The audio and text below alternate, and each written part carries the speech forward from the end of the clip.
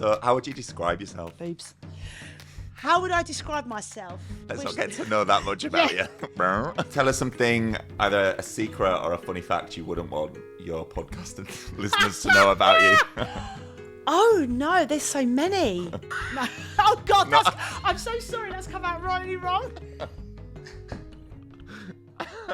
Welcome to a very special episode of Jill Spills. My name's James Ingham, and for 1 week only, our hostess with the mostess is sat in the hot seat. And today we are going to find out who is Jill and what does she spill. Hello. So, hello, Jill. Welcome to your own podcast. Thanks for coming. Yeah, thank you. This feels surreal. This feels so odd sitting on this side of the couch. It's nervous, isn't it? I'm nervous. I mean, can I just say that over my illustrious career, I have interviewed icons such as Whitney Houston, Lady Gaga, Cher, Britney Spears. And I'm up there. Do you know Rihanna? But none as infamous and as iconic as you right now. This is probably the most nervous I've been during an interview. Oh, I have that effect. Oh, yeah. Well, iconic. That's what I like to call myself. You are. I prefer infamous, but... All right. Go for it all. Thank you very much for trusting me to ask you some questions. Yeah, no, of course. Over the next 45 minutes or so. You may regret that decision. I am. I'm excited and nervous because obviously people wanted to know a bit more about me, and I was asked for them. I was asked if I could tell more about myself. So I thought, who better to them ask me those questions? Or who worse? Well, thank you for trusting me to do it. We've not even discussed really what we're going to talk about. So you have completely put your faith in my hands, either bravely or stupidly. I'm not sure, but you've trusted me to just deep dive and see where we end up, really. Yeah, fire away. All right. I guess first question is, why you sat that side this week? Why did you want to flip it? And well, I think, as I said, I had a few people have been listening to the podcast. It's been going for a little while now, and I've been loving it. And many people know me. And some people that are new to the podcast have no idea who I am. Yeah. So a few people come forward and said, look, why don't you do an episode about you? Let's find out more about what you do, what's behind the scenes and what I'm about. So I said, okay, do you really want to know? But okay, so that's why I'm sitting here today, and you're going to know who Jill is. So who is Jill? Well, infamous. Of course. Who is Jill? Well, Jill is just a little old girl from South London, and has always wanted to be an actress. No, I've always wanted. I went to drama school, and I just loved. I suppose how people will say attention. Many people will probably say that, but it's always been, I've always loved being around people. I've always wanted to work in an environment that, I make people laugh or people make me laugh. I bounce off of bounce off of everyone who's around me. And I'm a mum of two. So I have a 25-year-old daughter who will be 25 and nearly an 18-year-old son. Again, many of you know Casey and Josh. Been married for 14 years. I'm trying to say 20 then. No, I've known him over 20 years, but we've been married 14 years this year. I'm trying to think what else. Got a dog called Cooper. All important Cooper. Oh, cannot forget. I think more people will be more concerned about Cooper actually than anything else. I grew up in South London. I was originally from Balham and pretty much grew up there most of my life, and then went between there and Tooting and, all the South London haunts. And then met Rich, and then we moved over to Rains Park. So I've grown up there now for the last 20 years. Grown up? I've been living there for the last 20 years. You're not grown up. Actually, You're definitely not grown up. I don't think you're ever going to grow up. Yeah, I don't at my age. We've basically lived here, and that's where I kind of feel like my life changed a lot since we, moved over this way. And, I'd been a dental nurse for 26 years. A lot of people don't know that I was a dental nurse from the age of 16 till pretty much till COVID hit. And I'd worked in private NHS. I worked with special needs children, adults in the hospital.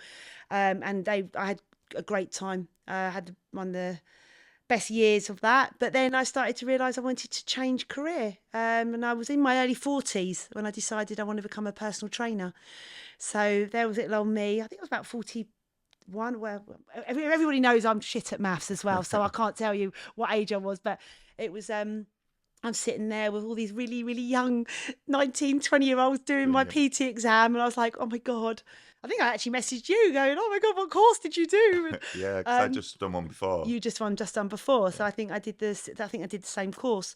And I actually was the only person in the room that passed my PT. Oh, no way. Amazing. Yeah. I think, I suppose because everyone was so much younger, they wanted to be out partying, and there was me at every coffee shop and being a dental Swatting nurse. away. Yeah. And then going back into, and then, got my passion for fitness, and that's why I went down the PT route, and that's where I'm to this day. I'm now PT now for 6-7 years. So I think now you can all work out how old I was, and loved it. Been loving it ever since. And then that industry then drove me into literally me sitting on this couch as we speak because Jill Spills was born. Yeah. Okay. So we're going to find out a little bit. We're going to fill in all those blanks of everything you've just talked about. But let's start off with a podcast then. Okay. Why did you want to do a podcast? I think I've always wanted to. I love helping people, and I love hoping that I can make people happy as well as people making me happy. And it was always something I love talking. I love finding out. Yeah, we know that one. Yeah, I love finding out things. I love finding out more about someone. Some people might call it nosy, but I've always wanted to. I just love, just sitting and chatting with a cup of tea, or and then I started. I started talking to James, who helps me with the podcast, and we decided that he was going to start doing the content quarter, as it's called. So it's like where you can do your filming for your podcast. And I was like, I want to do a podcast. And at the time I was working a lot with the studio that I used to work at F45 and my other clients, but it was kind of always like, should we do it? And classic Jill was like, I can't do this, I'm too old, I can't be doing all this. And then one day we were just like, we're going to do it. Let's do it. Let's get some people. And I kind of knew who I wanted to get on. And I've always liked the thought of people get on so people can have an understanding of their lives as well. And everyone's got their own different journey. And hopefully that people, when they're listening to the guests that I've had on, something has made an impact to someone. And if it's helped one person, and they say that podcast was great because it made me feel this way, or go and see someone and blah, blah, blah. To me, that would be life made. I would like to help thousands of people if I could, but if it has made an impact for someone, then I would be. And I've just enjoyed it. And I'm learning. I've learned so much listening to people's journeys, like self-discovery, like yourself, nutrition, people's journeys of getting to where they got to their fitness, medical stuff. So, I've learned a lot from doing this, and I just love it. I'm having so much fun with it. Have you surprised yourself through the...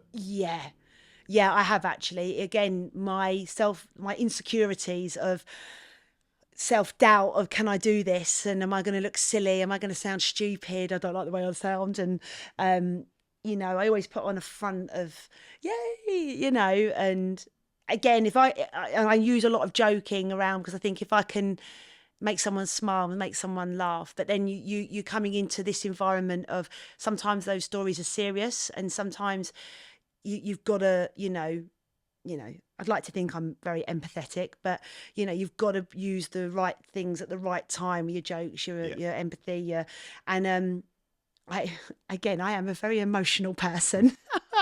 We got to make you cry today. The chances are high. But yeah, so I'm just loving what I'm doing at the moment. It kind of, it's me all over.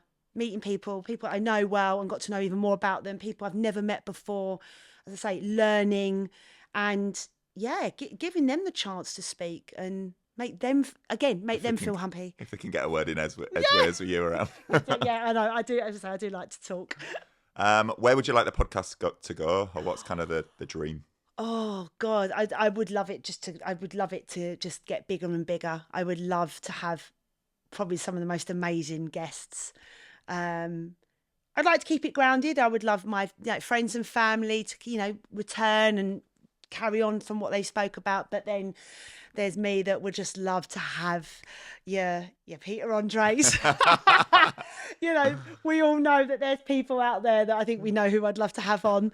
Who else would be your top guests my then? God. Your wish list. Oh my Lord. Peter Andre, just because I just used to love him for a start. We all know how I used to think about him. Who else? There's loads of people. I would love Ant and Dec. That'd be good. Guess. I would love Ant and Dec, and I know one or both of them live locally. I would love them. Ollie Murs, I think, would be a great one as well. I think someone's that you can know that they're approachable, but would be open and honest. And I just think, little old me, little girl from South London. I'm not known, Not yet. Not yet. Yeah. Not yet. You're not. Not yet. But maybe. We're on the up. And then I get, they see it and they're like, actually, that would be a really nice podcast to come on to and, really delve in. I would love to really ask those questions that people want to ask them. And I'm like, I'll do it. Yeah. All right. So let's find out a bit more about yourself then. So how would you describe yourself? Boobs. How would I describe myself? Let's not get to know that much about you. Yeah. That's about them. How would I describe myself? Loud. I think I'm funny. Go on then, 5 words. Oh my God. Loud, funny, emotional, caring. Oh, this between the two. You can do 2 words. Okay. What is it? Loving. Yeah. Annoying. What a good... Let's go through those again. Can you remember them? No. Loud. Yeah. We all know that. Yeah, we can vouch for that one. Funny. Yeah, you're funny. Yeah, I'll let you have that one. Thank you. Caring. Yeah, caring, tick. Loving. Yeah, and annoying. There was one more. I've even forgotten what I've said of myself already. How do you think somebody else would describe you? The same, like, how do you think friends would describe you if they had 5 words? Would it be the same? How would Katie, how would you lot describe me? I'm just trying to think. Loud. Definitely loud and annoying. There's a theme. There's a theme Definitely going loud on. and annoying. I can moan. I do moan a lot sometimes. Yeah, I can moan when I'm training. I can moan. Yeah. God, how would Rich? What would my husband? Oh my God, actually, that's probably opened up a can of worms. Actually, I think the two. Let's open up that can of worms. How would your husband describe you? And when's he appearing on the couch? I know. I'm getting him on. He's holding back, but he's definitely coming on. I'm definitely going to get Rich on because I think he actually would be a really great guest. I think the 2 main things people would say about me is actually annoying and loud, and loving. Yeah, and I'd like to think that. Yeah, no, you are. I think you make people feel good. Do you know? I think you've got really good energy, haven't you? Like when you're around, I think you bring people up. Oh, thanks. But you do me anyway.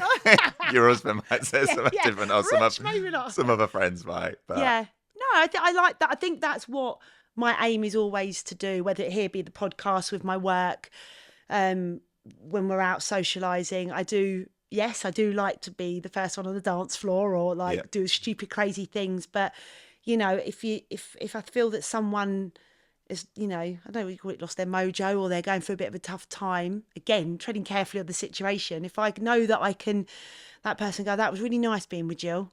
Yeah. Then, I would it's funny because sometimes I always don't feel good in myself. But if I know someone else has felt good, that makes me happy. Where do you think that comes from? What, being just, I don't know, wanting to make other people feel happy or wanting to kind of uplift people, or I think I've always, oh God, that's a good question actually, because I think my childhood wasn't great school wise. I think I was very badly bullied at school, and I wasn't really, back in when I grew up was a year back in the days. you know, life has changed with school. It's a lot more like highlighted and things are not allowed. But where sadly when I was growing up, it was kind of pushed under the carpet and ignored a little bit. And bless my mum and dad did everything they could to try and make my school days. Secondary school was much more fun. Yeah. And and that was all down to my best mate. She changed that for me. And I will give her a shout out for that, because it was her. Primary school was a terrible time. And I think my mum could see that. And as I started going into secondary school, I knew my best friends. Me and my best mate had been friends like for 36 years. Probably got that wrong. It's probably longer. And I knew Katie before, while we were in separate primary schools, and we didn't really talk. But my mum used to work in her school as a dinner lady, so we kind of always knew each other. But we never really spoke, and we never really. I won't say we didn't get on because we didn't know each other, but we just didn't really. And then I can remember it vividly. The first day of secondary school, she came up to me. Well, I knew that I was going to be with her and a couple of other girls, and she just come up and she said, "Look, we've got to spend the rest of our school days together. We might as well get on, and get to know each other." And we literally have been best friends since the first day of year 7, or whatever it is called. Amazing. And during that time, How has she put it up with you all that time? I actually don't know. Bless her. She's got patience of a saint, I'll tell you. Because she is my go-to. Anything, it could be good or sad. And she has. There's been many times she's driven to work and she's the whole journey. And anyway, so I said to him, would you believe? Sometimes the phone cuts off. I'm not too sure if that's it. The reception or the and then during that time of secondary school, where I might have got a bit of my confidence back, was I went to Italia Conte. Oh wow! So I never knew this. Did you not know that? No, I don't think so. I went to Italia Conte, and it was at the Barbican. That's right, isn't it? So I did acting, singing, and tap, and it was the one thing I can always thank my mum for. I never spent the whole of my years there. I think, bless, back in the day, they couldn't financially keep me going. Right. But I had a good couple of years there, and I think that's where I realised I liked performing, being dramatic. Yeah. And I remember being on the platform at the Barbican and tap dance. You weren't allowed to wear your tap shoes outside, but I did because it echoed and everyone was looking at me, and I was just like, And then I just think then from there, I just kind of, I loved drama. I'd always, look at like, I could have gone on EastEnders. Get out, more pal! Yeah, you've been brilliant on there. You've even got a Cat Slater dress on. I'm Cat. Oh, Cat. Yeah, you ain't more mother. Yeah. I think it's always been in me. But again, I think there's always been that, your life just carries on, and next thing you know, you're working, and then you meet someone, you have kids, and you just think, oh, it's too late now. So I think the podcast has been great because it's my thing, being out there in the world and being creative and inviting the people that I want to enjoy it with me. I don't want to go back to like doom and gloom, but what about when you said like you were bullied and that? What kind of stuff? Yeah, I mean that was tough for me, and I think that always kind of stays with you, and it kind of always gives you that little bit of self-doubt. You always, even now, I'm 49 this year. And breathe, chill, breathe. It's okay. Nearly hit the big 50. And even to this day, I think you are always conscious of what people think of you. And it's the one trait I wished I didn't have, because sometimes it can be detrimental to me in certain situations. I can annoy people because I think they're thinking the worst in me. It was just, school playground stuff. And then it just got really into like, names. And I remember one of the girls brought their big sister down, and my big sister's going to beat you up. And I became I got very scared, and, and I wasn't confident. I was, I was this girl with big frizzy hair, and I had big feet. Like you were like a Fraggle. Yes. Now we are showing our age. I know. No one doesn't know about Fraggle Rock. Go and take a look. And I had zero confidence, and I just was, every day was just some sort of insult, I was this and I was that, or accidentally pushed down the stairs, and Yeah. Wow. and back, I'm not, I don't want to say, you know slag off anyone, but some of them are still alive, to be fair, but some of the teachers weren't supportive back then. I remember vividly that my dad came down to the school saying, enough now, because I just didn't want to go to school. And I remember the headmaster, my dad left, and the headmaster brought me in and said, if you've got a problem at school, you sort it out yourself, you don't get your parents involved. So for Wow. me, yeah, and I remember it vividly, and Wow. that would never happen now. I'd like to think it wouldn't anyway. And I just remember then I just didn't want to tell them anything, or That's everything was, shocking, isn't it? I yeah, can't believe that. yeah. That's And you ridiculous. do sometimes think, did that happen? And it did. And it did. And my sister, she's like 18 months younger than me. So she was in the same school. So sometimes, bless her, she would step in. Um, it could be a little bit why I have a little bit of a fiery temper now, because I won't allow that now, Right. and Yeah. I probably do fly off the handle too much sometimes, and people like Rich and Kate and that are like, rein it in, you don't need to have that argument. But I think it's that you go in back, something must be in the back of my head where I have to instant protecting myself, and Right. I'm not going to have that person do that. You think you're on an episode of EastEnders? And Yeah, you're like, yeah. right. Don't talk to me now. Pack my bags and leave. So Are there, yeah, it was tough. are there any benefits? Not benefits, but did it have a positive impact on your life in any way? Like, has it shaped you? Yeah. Can you see it as a positive now? Is there anything Yeah, that's... I think it was really interesting because, again, my kids, when they grew up, I was very much, I always used to say to them, and I'd like to think, considering the mum that I am, and I'm sure they like to think, oh, Jesus Christ, I am embarrassing. But I like to think I brought them up really well. Casey will say differently because I was always out when she was younger, but I think you had to do what I had to do.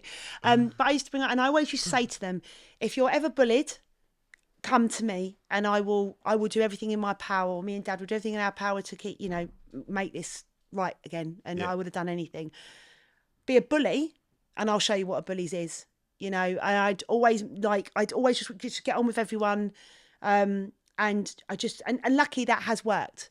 I've been very lucky. They've had their dramas up and down, but I think I've always made it, if anyone made them feel uncomfortable, they could come to me. And so I think it maybe shaped me to be the mum to help them not go through what I went through. Yeah. Because I would just, I would hate that. How would your kids describe you? Oh, they probably say I bully them. Yeah, they probably would. They probably listen. They go, oh, hold on a minute. But how I did. Yeah, how would they describe me? Oh God. I think they would. They know I'm outgoing. They know it's not gonna be a quiet night with me. Annoying. Annoying will definitely come in with them. Temperamental. Yeah, can probably lose my rag. They'll probably say more of the, when you're a mum, you tend to lose your shit. No, but you've got a great relationship with your kids, haven't you? Very close relationship. Yeah, I have. I do, and I do.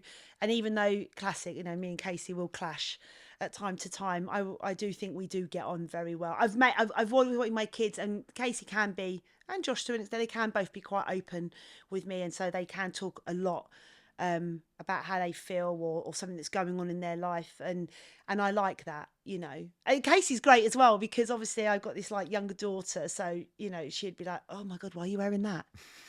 Or no, you're not, you get them off right now. So it's quite, I think that keeps me young as well, because I want to be like that young mum. Yeah. So yeah, I'd like to think they think a hell of a lot of me and love me dearly and thank me for everything that I've done for them. Yeah. That's amazing though. From what I see, Yeah. you've got such a close Yeah. relationship with them, and you can tell that, there's a friendship there as well as, Yeah. you enjoy spending time with each other. Yeah, we do. We do all enjoy spending time with each other. Like, I think even I remember mine and Richard's, I think it was wedding anniversary like last year, and Casey had nothing to do, so she just came out for dinner with us. So it was the three of us. Yeah. She was like, well, I'm coming. It's hard because I'm in that transition of my life now as well, where the kids are older. and their lives are starting to change. So, you know, my daughter is looking to starting to leave home now. She's settling down with her new man, her lovely Adam. So she's going to be moving out, which, even though she'll say all I do is annoy her and we argue, Yeah. that's going to be difficult. And then alongside that, I've got Josh, who's now out and driving. So I'm like, and then looking at uni because he wants to go uni. As you know, he's a massive tennis player, so you know he wants to go down that route. And they're going to be leaving the nest soon, and it's just going to be me and Rich. And Rich might leave. You might find Rich going soon as well, and I'll just be little old me. It's scary. It's like the best time of my life at the moment because I'm starting to understand who I am a bit more and feel more comfortable about myself. But home life is going to change very significantly, and I'm not ready for it. How do you feel about that then? You said it's scary. Like, it's a big transition, isn't it? Because obviously you never stop being a mum, but Yeah. your role is kind of, I don't know, 80% of your time or 90% or 100, whatever. And then it goes to, you know, letting them fly the nest and Yeah. steer their own ship. Like you say, you're always going to be a mum, but you're being a mum changes over how, I suppose, life changes, and as they're growing up, you know, they're babies, and you have to be there 24/7, morning, noon, and night. God, that killed me. But and then obviously you're getting them through school. I'm not the most academic. Again, maths and things like that. Rich was very good for that side of things. Casey went to drama. She loved that, all of that. Me and Rich are both very active, so the kids have always been into sport. Casey used to do a lot of athletics, so we used to do a lot of like training and competitions for that. Josh, obviously, with his tennis. And then, so you're guiding them through that, and then they're becoming adults, and then your relationship changes again. And then, so your mum's, you know, role is shifting again, you know, and now it's shifting to like, yeah, I'm still always going to be their mum, but I'm not going to be I'm not needed as much. And I think that maybe in hindsight, when you start talking about it, is something that is a security. It's what you've had, you know, for 25 years. I've been needed, so to speak. And now she's doing her own thing and doesn't. I'm sure she, you know, to be fair, they have said they've got up a little room set up for me so I can go over and stay. Did they say or you said? Well, I think they kind of had no choice really. They had to do it.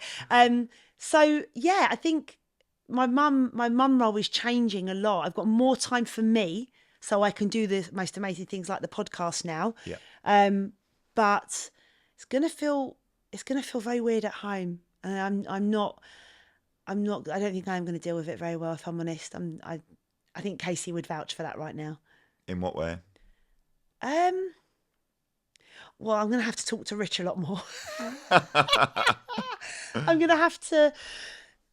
It's funny because I think you don't think about it when you're doing it yourself. Like now, I can understand probably how Mum felt. Mum, I would say I am probably closer to mine and Casey's relationship than I was with me and my mum, but she did always like to play that mum role. So I think I didn't think about anything of it. And mum, I think mum, I can't remember mum being very vocal about it. Well, I think I'm very vocal about it with Casey. You know, why do you have to go now? Like, you know, well, you're moving that far away. You know, she's only going to Essex, but no, Bishop Stortford. I must get that right. She might. So, and I'm just like, oh right, fine. So you're, you know, so I, in some ways, our roles have reversed in a sense. I will be the stroppy little child, and she's like mum sometimes. And that's quite, you know, I'll have the tantrum about it. And she's like, oh, for God's sake, you know, and has to sit me down and talk to me about it. So yeah, so it's funny, really. Yeah, now we're talking about it. It's quite, I won't be good. I'm just letting you all know now. When she leaves, when your lot's phones start ringing, yeah. So being a parent is obviously one of the most significant things in your life, really. Yes. Yeah. I think. Yeah, being a parent. Yeah, my kids. My parents were very significant as well, obviously, but yeah, and Rich. There's a few significant things in my life, I guess. The kids.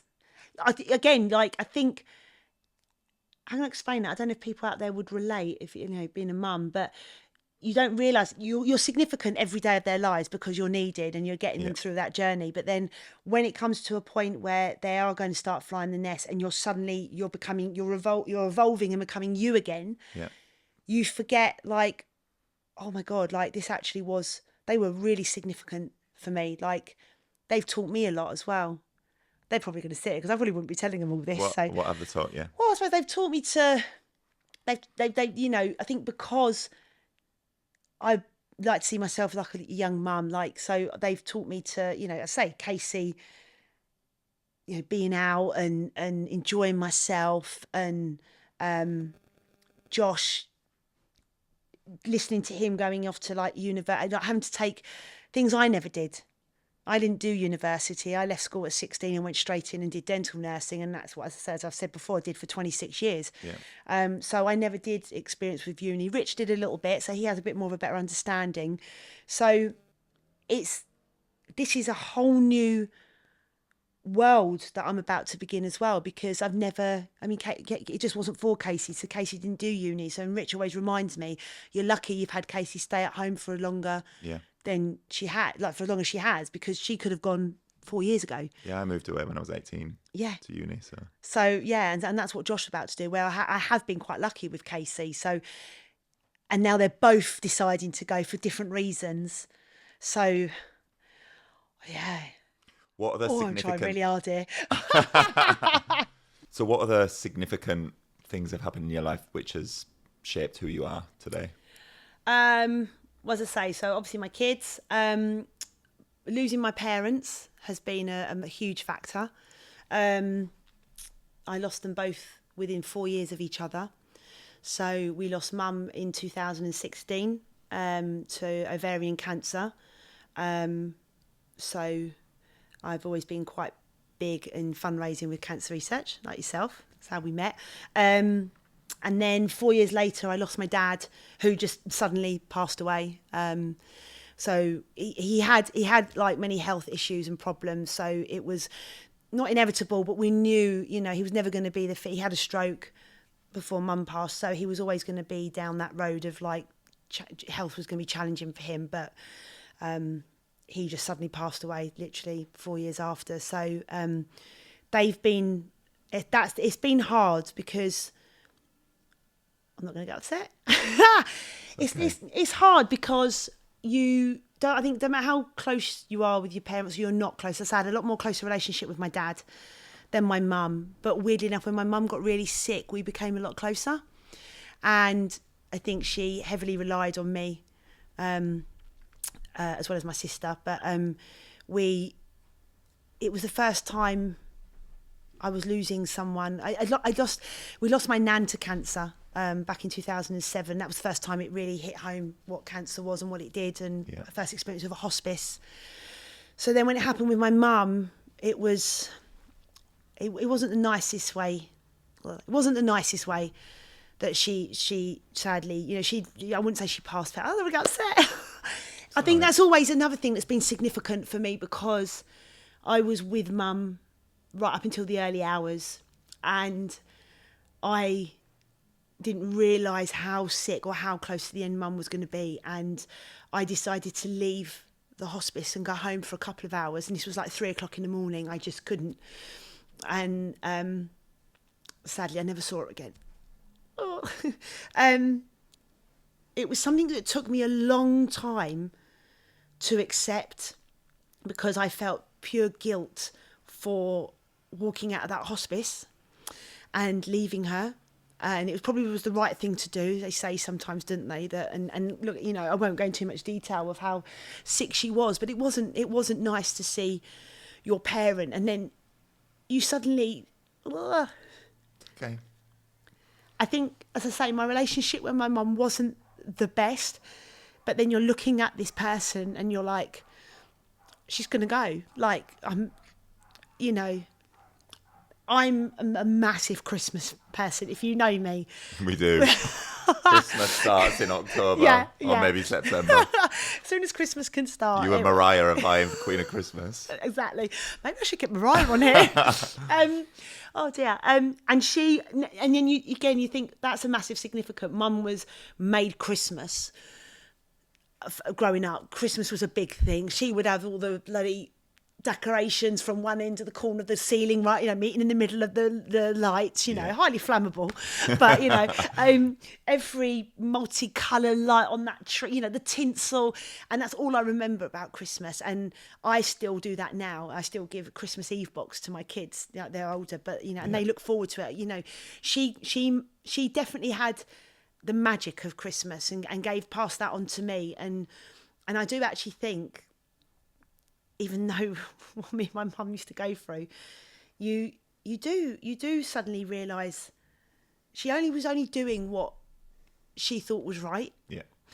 My dad had to care for quite a bit after Mum passed, myself and my sister and my aunt, and we and as Dad was struggling more with his health, do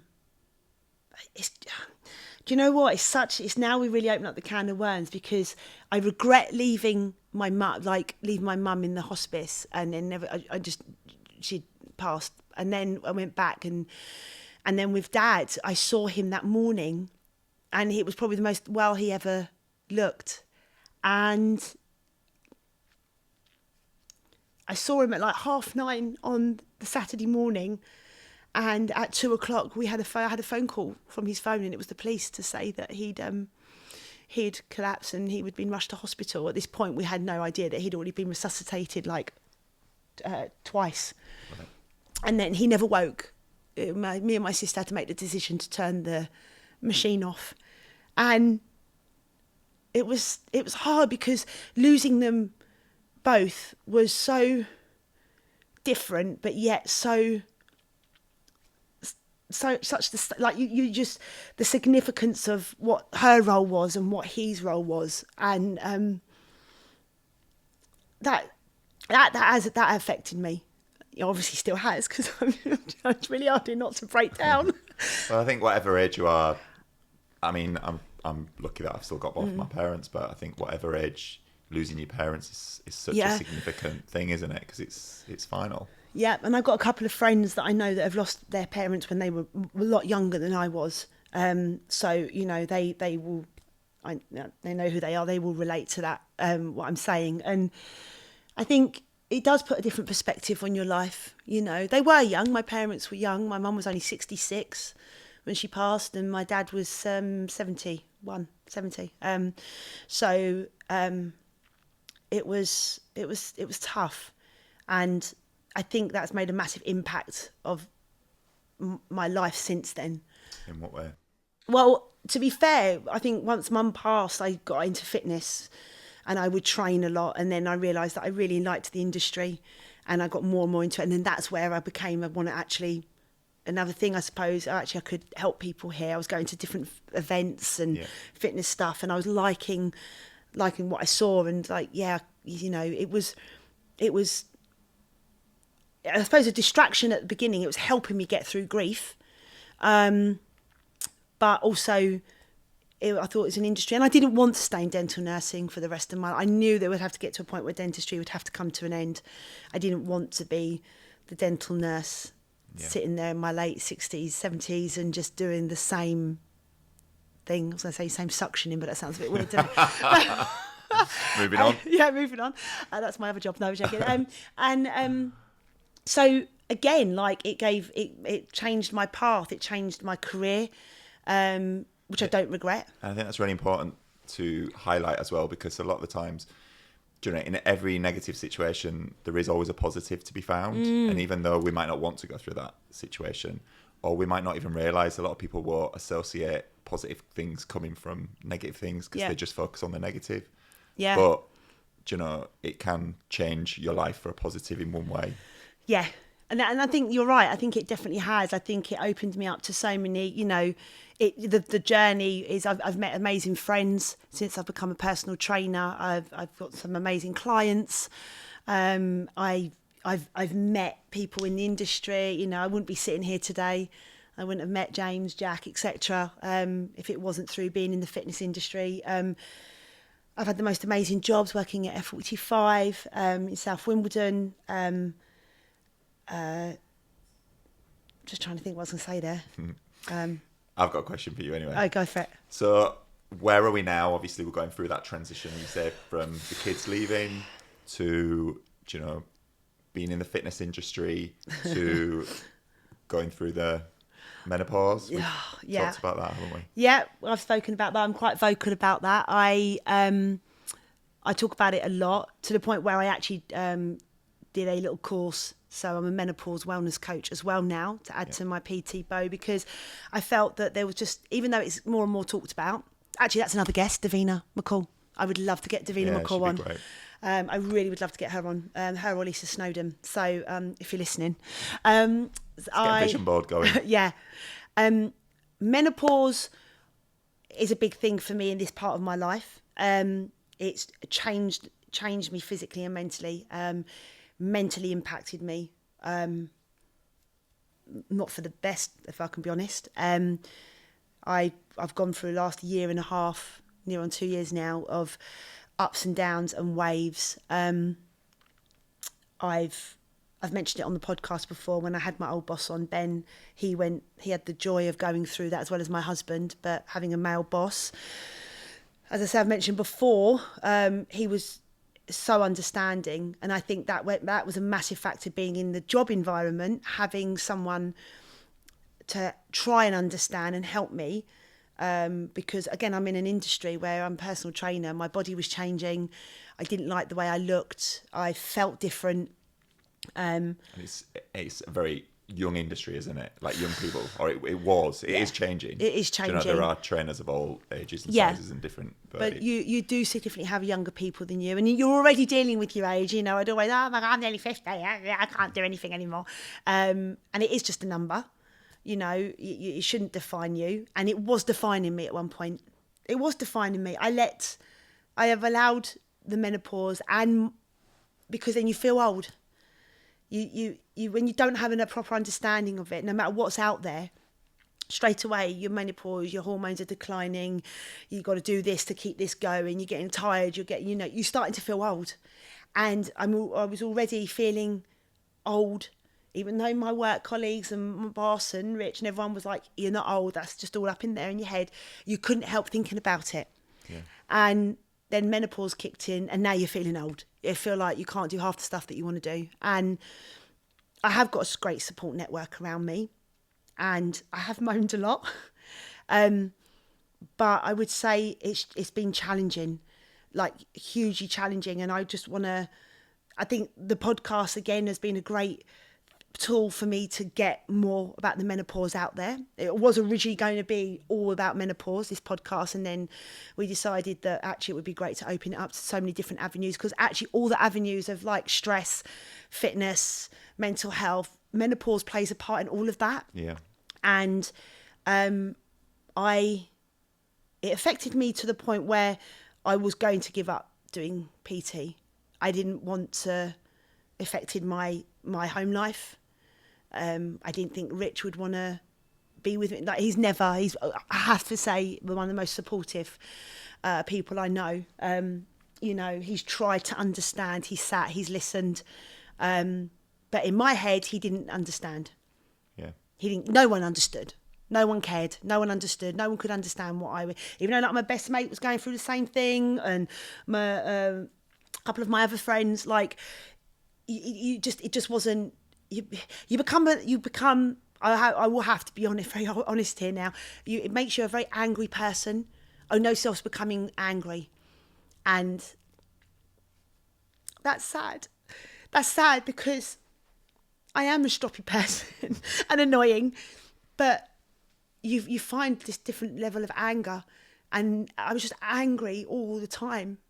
I mean, you're better when you're at home, you're you, so they will probably argue that I'm still angry and whatever, but you take it out when you get home, you know. But I just didn't like who I was becoming.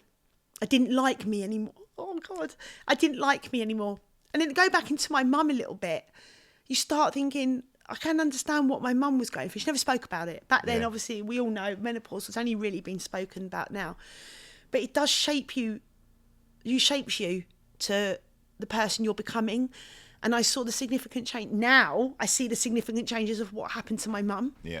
And I'm trying my hardest not to go down that same road, because she was just put on antidepressants, given a patch on her arm, and sadly got really sick, you know, because she just, you know, probably didn't, you know, just she sat at home, didn't want to do anything, lost interest in all social life and work. And you get it. I understand that now, because I have felt that way. I started losing that joy of anything. So what bits of advice would you give anyone that's either just started with a menopause or going through it? What's kind of the lessons that you've learned? Talk about it. Like, talk about it. It's, you're not, don't be ashamed of it. There was a point where I felt ashamed. I felt, and I think I have to emphasise your workplace is, I would say, is a big thing. Home life as well. Home life and work life are your two big. You can sit down and chat to someone, have a cup of coffee, and say, oh, this is how I feel. But when it starts affecting your family life and your work life, if you haven't got the support, and if you feel you haven't got the support, find where you can. You know, a lot of companies now have specific like wellness days, or bringing people. I eventually would like to go into companies and corporate places and discuss about menopause and, you know, personal experience. I've been extremely lucky. I have been extremely lucky having the husband that I've got that sat down and listened. And I was very lucky to have the boss that I had. Ben was amazing. And, you know, I would have meltdowns at work and we'd wait till everyone would go. Again, I think I've brought this up in the previous podcast. And he'd go, okay, right, let it out, go for it. And many of my work colleagues or whoever wouldn't have even had a clue that I was, bye, have a lovely day, see you later. And it'd be gone, and I'd be sobbing and I'd be crying and, oh, you don't understand. And, you know, and he'd be like, no, I don't. So tell me, you know, and I cannot appreciate that enough. And I really hope that women out there can have that. And if they haven't, then we need to get it out there. We need to have work places that they can go, because they can talk, because it does affect you mentally and physically. And a lot of women will just hide away, and they shouldn't. It is hard. I'm not going to lie. It is hard to look at yourself physically, mentally. You know, you do lose love for yourself, but you can get to the other side. Obviously, you know, I'm not medically trained in it, but, you know, go and talk to your GP, 1,000%. You know, there are clinics now that have just doctors that specifically for menopause. Some might work going on HRT, some might not. That's all down to the individual. I've tried both. I've been on HRT. I'm currently now not on it. And that's for like health reasons at the moment. But I would just talk. And again, if you're feeling anything and you think, oh God, that's what Jill felt, that's how I felt. Hold on a minute. Message me even. Yeah. I can't say that I can give you all the answers, but if you can get the ball rolling by finally opening up, then again, I feel like, I get really emotional. Then I would feel like if there was one woman that messaged and said, what can I do? And I can give them that bit of advice. And then I know we had some questions come through, and one of it was, what was your tip for menopause? Talk about it. Don't shy away. To whoever it will be, talk about it. Yeah, because there's no shame in it and there's no embarrassment. No. It's the most natural thing, or it is a natural thing. Yeah. I guess the problem is, not that I would know, obviously, but my interpretation is it's kind of the most natural thing, or one of the most natural things women go through. Yeah. But I guess it feels like the most unnatural thing at the time that you're going through it. You've got no control, in a sense. I suppose when you're going through your menstrual cycle, you kind of have the classic, you know, you're on your pill, or you're doing whatever for 3 weeks, and then you have your 7 days, and you have your period, you have your bleed, and then you get better, and the whole cycle starts again, and you can be up and down, but it settles down. I think with menopause, it goes to a bit more of an extreme, like the anger that you feel, the tiredness that you feel, like, you know, some women still will have periods until it finally starts tailing off, so they still have to deal with heavy bleeding, no bleeding, and it's the most roller coaster experience I think I've ever gone through, because you just can't, you just think you've got control of it, and then you lose it, and then you feel like you can't get it back again, and then you're like, what do I do now? What bit of advice would you give to like a husband or a friend or a male friend or just somebody who's not, or even a girl that's kind of younger and wouldn't understand? That's a good question. I think for the male aspect, your wife, your partner, listen to them. If they're telling you they don't feel good, or they want to, they you don't understand, ask, try and understand. It might sound terrible. They might just say, the washing up liquid went everywhere and I just cried for 4 hours and then I feel like I'm a shit person. And you're thinking, well, that was just a washing up liquid. Yeah.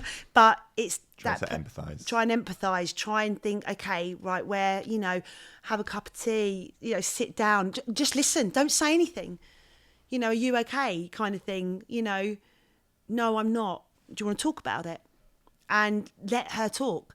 Yeah. Or someone who hasn't gone through it. I think a thing that I feel I suppose I could be proud of is I have younger members that I used to work with and younger colleagues, and because they are having to hear about it, they're starting to get an understanding of what they're not going to know what it feels like till it happens. Yeah. Because it's just normal, right? You're not going to know until you're there. But I think if you can have a better understanding of it and feel what that person's feeling, don't shut them down. Don't shut them down. Don't, because you feel you could have 100 people around you, but when you're going through something like this, you feel alone. You do feel very lonely, even though you have people going through similar things. It's a very odd feeling. Listen, just be there. Like, be supportive. Even if you don't understand it, just let them talk. And then there might be something that you might be able to, do you go out for dinner? Or should we just go now for a walk? You go to bed early or something, rest. I'll do that kind of thing. I think I want more men to understand. That's my big thing as well. I want more men to have a better understanding. They don't understand because a lot of women don't want to talk about it to them. So if they can, if I could do a massive workshop, a big event, and really highlight it all, and have and men be involved as well. When I hopefully get to get the chance to do talks in offices and corporate play, I want men sitting in. It's not, I don't want just a room full of women. I want the men involved. Yeah. Well, we could talk about this all day. I know. I'm not time. We'll have to do another. Yeah. We'll have to flip it again and do a whole session on menopause. Yeah. But we're going to go down a lighter theme to finish off with. I've got some quick fire questions for you. Okay. Got a notepad somewhere. Oh my God. So I've got some quick fire questions. You can pass. Shall I give you a pass? 1 pass, 2 pass? No. We'll see how we get on. Okay. All right. Should I have worn a bra? Should you have worn a bra? Celebrity shag. Who would it be? Oh no, that's so many. You can only choose one. Bradley Cooper. Worst habit.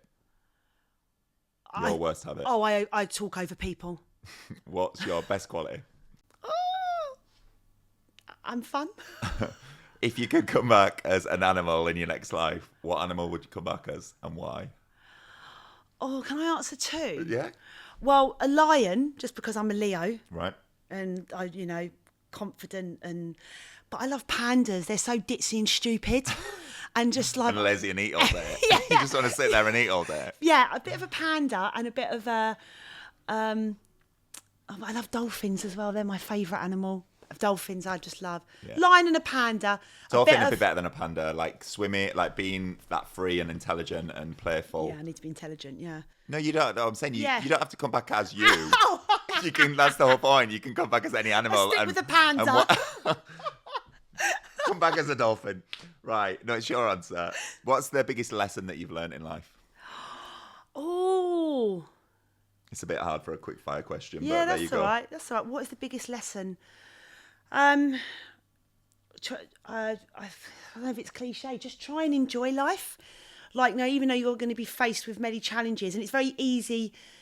Now I'm out of those, I kind of wish that I, whether it had been death or losing someone in a sense, or the menopause or life changes, career, not to have thought of the worst, just try to enjoy, or what will be will be. I do tend to think of the negative before the positive. That probably is a bad trait of mine as well, actually. But oh my God, there's so many things. Just try and love yourself. Like, again, I'm giving it all, but I need to take it on board. Yeah, we're kind of deviating, but where are you with the loving yourself journey? Getting there. I'm getting there. Good. I didn't love myself for a long time. Hated myself. Hate's a strong word, I know, but I'm just being open and honest. Hated myself for a long while. People would find that so strange, though, if they knew you. Yeah, that's what I mean. It's very interesting. I think that's part of the reason why I wanted to do a bit of this and this episode, because I think, you're not always happy, and, some people will know that, I have the tears and the tantrums and the sadness and more about my life. But many people that don't know me well enough will probably see me, hi, how are you doing? Yeah, training, blah, blah, blah. But, and then walking away going, oh my God, I hate myself for, did I say something wrong? Should I have done that? Oh, maybe, they could do that, and I wish I could do, self-doubt. It can be crippling, I think. It's amazing that you keep doing what you do, though, isn't it? Yeah. Despite the self-doubt, you still made that transition into the fitness industry, into doing a podcast, into... Yeah. So you should be proud of yourself. Yeah. I think that's a good point. I think take a step back as well and think about what you've achieved. I forget about that sometimes, I think. And then when we talk about it, it's like, celebrate your small wins and kind of notice the good that you've done. Yeah. Tell us something, either a secret or a funny fact you wouldn't want your podcast listeners to know about you. Oh no, there's so many. I'm trying to think. Oh God, that's a tough one. Secret or something they don't want to know. Well, they would want to know, but oh my God, I can't think. We can come back to it. What's your favourite thing to do? Have sex with Bradley Cooper, or imagine it. Yeah, being with Bradley Cooper. I love being around. I just love going out or being at home and having fun. Socialising, yeah. And then sometimes I'm going to be so tired and I love just going to bed at the moment, watching Love Island. There's nothing wrong with that. I'm still trying to think of my secret. I'll think about it and I'll remember it after. I'm trying to think. I bet somewhere we're shouting down the thing going, oh, come on, Jill. You just don't want to spill. Come on, Jill. I know, spill. I really need to spill. I'm trying to think. There's been so many things that what would someone not want to know about me? I think everyone knows a lot about, well... If they were going to do a movie of your life, who would you want to play you? Oh my God, who would I want? My husband would probably love it to be Margot Robbie, just so he could meet her. I don't know, someone maybe like Julia Roberts. Julia Roberts is a good one. Yeah, I could imagine her, or someone who's crazy. Yeah. Cruella de Vil? Oh no, she's a character. Sorry, got that wrong. Yeah, maybe someone like Julia Roberts. I think she could play me well. Could do you. Actually, yeah. That's a great question. Yeah, Julia Roberts. All right, and final question then: if you had to choose between having boobs for ears or a penis for a nose, which would you choose? Boobs for ears, I reckon. For ears. Does it depend on the size of them? Yeah. What if they were 48? Double F or something. No, I don't want a willy hanging off my face. No. No. Oh God, I'm so sorry. That's come out really wrong. Boobs for ears. Boobs for ears. Yes. All right. Yeah. Is there anything I've missed or anything that you would want your listeners to know about you? I'm still trying to think of a secret, but no, I'd like to think that this goes out and then people go, God, yeah, we really got to know you there. That's really insightful. I probably could chat for, as again we know, I could probably chat for hours, but yeah, I'd like to think again, if a little bit of what I've said, may it be how sad you feel when you've lost a parent, to menopause, to changing your career. As I say, I'm turning 50 next year. Don't let age define you. You know, I've made that mistake. And just, enjoy yourself. Enjoy whatever you're doing. And if you're not enjoying, change it. Change it. Yeah. That's a great way to end. Yeah. Yeah. Thank you very much. Thank you so much. No worries. That was really good. Thank you. I'm still thinking about my secret. Will you ever find out? Tune in next week. And thank you for James coming on My and pleasure. asking me the questions. No worries. Who better?